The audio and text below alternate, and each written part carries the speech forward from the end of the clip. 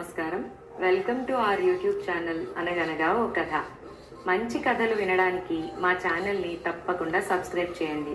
అలాగే మీ friends and ఫ్యామిలీకి share చేయండి. ఇల్లేరమ్మ కథల్లో చంటన్నయ్య శతదినోత్సవ వేడుక అనే అంకానికి స్వాగతం. తెల్లారితే 2 టెస్టులు. ఇప్పటి వరకు కొంచెం కూడా చదువుకోవడం కుదరలేదు. మళ్ళీ రేపే నోట్బుక్స్ అన్నీ నీట్గా ఉన్నాయో లేదో చెక్కింగుట. నా పుస్తకాలు ఎలా ఉంటాయో మా క్లాస్ టీచర్కి బాగా తెలుసు. అందరికన్నా ముందు నావే చూస్తుంది. ఎలారా దేవుడా అని ఆలోచిస్తుంటే చిన్నారి గుర్తొచ్చింది. దానితో మంచిగా ఉండాలే కానీ ఎంత పనైనా చేసేస్తుంది. మా అమ్మవిగా మా తల్లివిగా అని అడగాలి. అదైతే ఎవరిని ఏది అడగదు. దానికి ఎవ్వరి సాయమూ అవసరమే పడదు. నాకైతే ఎవరి సాయమన్నా అడగడానికి బాధ లేదు, ఎవరి పనన్నా చేసి పెట్టడానికి బాధ లేదు. అమ్మ అంటుంది, నువ్వు అన్నీ నేలకపోయేవి నెత్తికి పాంకుంటావు కాబట్టి ఊరందరి సాయము కావాల్సి వస్తుంది, అందరికీ ఏమవసరం అని. చిన్నారి నా పుస్తకాలన్నీ చెక్ చేసి అట్టలు మారుస్తోంది. నేనేమో 2 పోయమ్స్ నేర్చుకుంటున్నా. ఇంతలోకి దిగబడ్డాడు చంటన్నయ్య. అదే ప్రభాకరం అన్నయ్య వాళ్ళ తమ్ముడు. చంటన్నయ్య అంటే మాకు ఇష్టమే కానీ ఎప్పుడు కోపం తెప్పించే పనులే చేస్తాడు. సినిమా డబ్బాలు ఉచ్చుకుని ఏదో పల్లెటూరు వెళ్ళిపోయి 2 నెలలుండి వస్తూ ఉంటాడు. అతను ఉద్యోగమే అదిట్లే. ఒకవేళ పిక్చర్ బాగా ఆడకపోతే 4 రోజులకే తిరిగి వచ్చేస్తాడు. ఇంక వచ్చాడంటే అన్నీ సినిమా కబుర్లే. ఏ సినిమా ఎప్పుడు వస్తుందో, ఏ హీరోయిన్ కొత్త కారు కొనుక్కుందో, ఏ షూటింగ్లో ఎవరెవరు దెబ్బలాడుకున్నారో అన్నీ కళ్ళతో చూసినట్లు చెప్తాడు. పైగా రైల్లో వస్తుంటే ఎస్వి రంగారావు పలకరించాడని ఇలా అన్నీ కోతలే. కానీ నాకు సినిమా కబుర్లంటే చచ్చే ఇష్టం. అన్నీ నిజాలే అనుకుని వినడం ఎందుకు? అబద్ధాలని తెలిసి సరదాకి వినకూడదా ఏంటి? తాను వచ్చాడని తెలిస్తే నాన్న అమ్మని కేకలేస్తారు. వీడొస్తే పిల్లల చదువులు గుంటకట్టి గంట వాయించడమే అని. అందరూ తలో సినిమా డబ్బాతో తిరగాలి అని. ఏదోలే పాపం పిల్లలతో ఆడుకోవడానికి వస్తాడని సగం సార్లు చంటన్నయ్య వచ్చినట్లు అమ్మ నాన్నకి చెప్పనే చెప్పదు. వాళ్ళ కంపెనీ సినిమాలు తడవకి 2-3 అన్నా బెజవాడలో ఎప్పుడూ ఆడుతూ ఉంటాయిగా. ఇంకా రేపో మాపో సినిమా మార్చేస్తారనగా హాలు ఖాళీగా ఉంటుంది కదా. అప్పుడు మాకు ఫ్రీ పాసులు తెచ్చిస్తాడు వాళ్ళ మేనేజర్ని అడిగి. అలా లేకిగా ఫ్రీ పాసుల కోసం దేబిరించడం తప్పని అమ్మ కోప్పడుతుంది కానీ అందులో లేఖితనం ఏమిటో నాకు అర్థమే కాదు. ఎలాగూ హాలువాడికి సినిమా ఆడక తప్పదు కదా. ఖాళీ సీట్లలో మేం కూర్చుంటే సినిమా హాల్ వాడికి వచ్చిన నష్టమే ఉంటుంది. మనం టిక్కెట్లు కొనలేదని ఎవరికన్నా ఎందుకు తెలుస్తుంది? ఏమిటో అమ్మకన్నీ అర్థం పర్థం లేని ఆలోచనలు. నేను చిన్నారి చంటన్నయ్యని చూసి కూడా చూడనట్లుగా నటిస్తూ తలంచుకుని మా పనిలో మేమున్నాం. అసలు ఎందుకు మాట్లాడాలట? ఓ పక్క ఒళ్ళు మండిపోతుంటేను. పిన్నేదే సుశీల అని అడిగాడు. వెళ్ళి వెతుక్కో, ఎందుకు వచ్చావు అసలుకి అని అడిగా. పిన్ని నన్ను రమ్మందిట, సావిత్రుదిని చెప్పింది అన్నాడు. ఏమన్నా గారెలుండి మూతెట్టి తినడానికి రమ్మందనుకున్నావా? వెళ్ళిపో, మాకు కనపడకు, నీతో మాట్లాడితే మహాపాపం అని ఇద్దరం ఒక్కసారిగా కోపంగా అరిచాం. ఇందు బుజ్జి చంటన్నయ్య మీద పడి బాధటం మొదలెట్టారు. చచ్చాను రోయ్ తల్లుల్లారా, ఎందుకర్రా బాబు నా మీద అంత కోపం? వాళ్ళని ఆపమని చెప్పవే సుశీలమ్మ తల్లి అని గోల పెట్టాడు. ఆపండే అనగానే వాళ్ళిద్దరూ ఆపేశారు బాధటం. ఏం చేసావా? నీకు అసలు జ్ఞాపకం కూడా లేదన్నమాట. పోనీ గారెల పిండి వంటంటే జ్ఞాపకం వస్తుందేమో.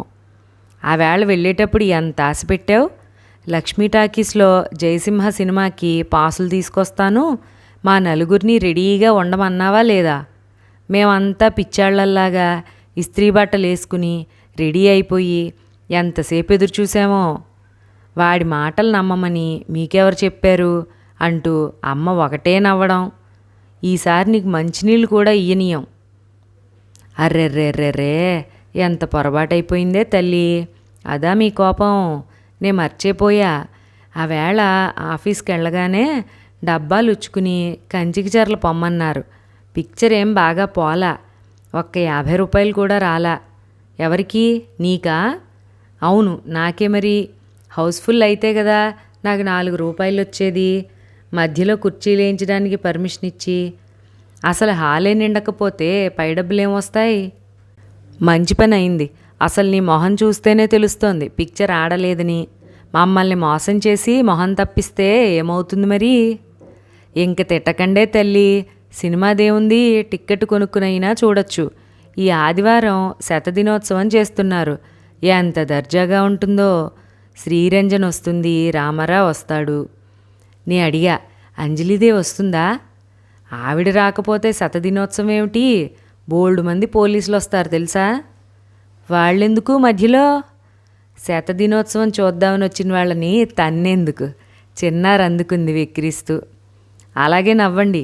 రేపు పాసులు తెచ్చాక మీరే మళ్ళీ నా వెంట పడతారు అన్నాడు చంటన్నయ్య. ఇంతలోకి అమ్మొచ్చింది. ఏరా చంటి, ఆ వేళ వీళ్ళు నా ప్రాణాలు తోడేశారు. ఓసారి చూసిన సినిమాయే కదర్రా అన్నా విన్నారా? నీకు చేతకానప్పుడు వీళ్ళకి సినిమాని రేపు పెట్టడం ఎందుకురా? ఏదోటి వాగి నా ప్రాణం మీదకి తెస్తున్నావు. ఇంకూరుకొని ఇలా చేస్తే అంది. ఏం చెయ్యను పిన్ని, హౌస్ఫుల్ నడుస్తోందని మేనేజర్ పాసులు ఇవ్వనన్నాడు. ఇప్పుడు కూడా టికెట్లు దొరకటల్లా. నీకెందుకు? కష్టపడైనా సరే శతదినోత్సవానికి తీసుకెడతాగా. సినిమాకి పాస్ తేలేకపోయావు కానీ శతదినోత్సవానికి తీసుకెడతావా? అసలు నువ్వు మళ్ళీ కనిపించావంటే నలుగురం కలిసి చంపేస్తాం అన్నాం. ఎంతొట్టు పడితే అంతొట్టు. అందరినీ తీసుకెళ్ళడం కుదరదు కానీ నువ్వు చిన్నారి రెడీగా ఉండండని చెత్త కబుర్లన్నీ చెప్పి అమ్మ చేత కమ్మగా 4 దోశలు వేయించుకుని తిని వెళ్ళిపోయాడు. ఇన్ని తిట్లు తిన్నాడు కదా, ఈసారి మాట నిలబెట్టుకుంటాడేమోలే అని నాకు కాస్త నమ్మకం కుదిరింది. మర్నాడు స్కూల్లో కూడా అందరికీ చెప్పేశాను, సోమవారం విశేషాలన్నీ చెబుతానని. శనివారం స్కూల్ నుంచి తిన్నగా ఇంటికి రాకుండా లక్ష్మీ టాకీస్ మీదుగా వచ్చాం. ఆ రోడ్డు మీద ఎంత జనమో, ఎన్ని జెండాలు రంగురంగులవి కడుతున్నారో.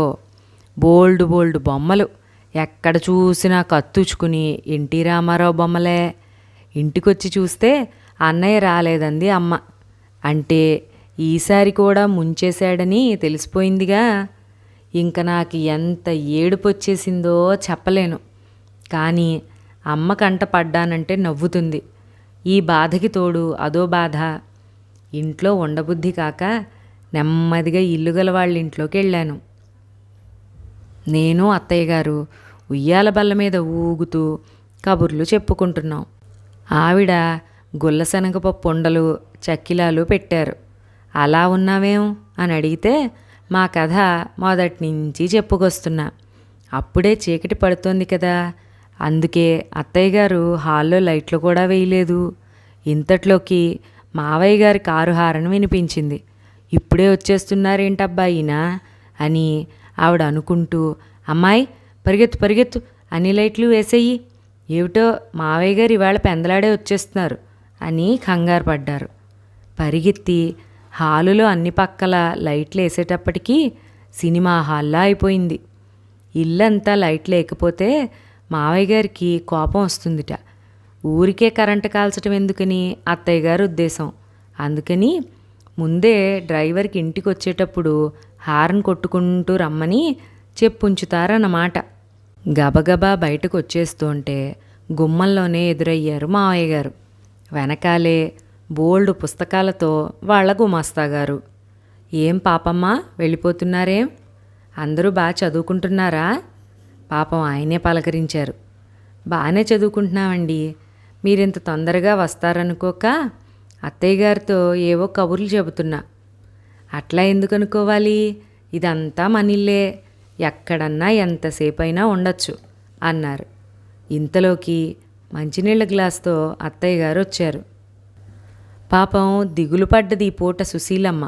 రేపు శతదినోత్సవం చూపిస్తానని ఆశ పెట్టాడంట వీళ్ళ బంధువుల పిల్లకాయ ఒకడు. ఇంతవరకు రాకపోయినని ఎదురు చూస్తూ ఉన్నది. అన్నారు అత్తయ్య గారు. ఏం సినిమా తల్లి అడిగారు మావయ్య గారు. అదే లక్ష్మీ టాకీసులో జయసింహ అని చెప్పాను.